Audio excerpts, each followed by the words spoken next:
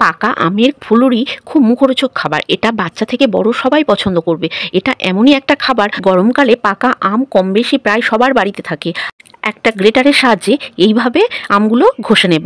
আমের মিশ্রণটা দেখুন, ঠিক এইভাবে আমি মিশ্রণটা রেডি করে নিয়েছি। আমের মধ্যে দিলাম 1 কাপ ময়দা, 1 কাপ সুজি। আমটা যেহেতু খুব মিষ্টি তাই চিনি দেবো হাফ কাপ চিনি দিয়ে দিলাম। স্বাদ অনুযায়ী অল্প করে নুন দেব আর 1 চামচ মৌরি দেব। সব উপকরণ ভালো করে মিশিয়ে নেব। ওই মিশ্রণে দেওয়ার জন্য 1 কাপ দুধ নিয়েছি।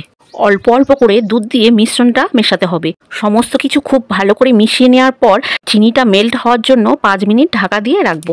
ওভেনে কড়া বসিয়ে কিছুটা সাদা তেল দেবো। 5 মিনিট হয়ে গেছে, এদিকে কড়াইয়ে তেলও গরম হয়ে গেছে।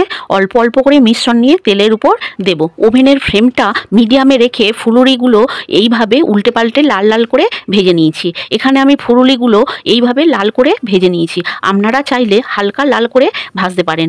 বাড়িতে বানিয়ে দেখতে পারেন। বানানো যত সহজ, খেতেও খুব ভালো হয়।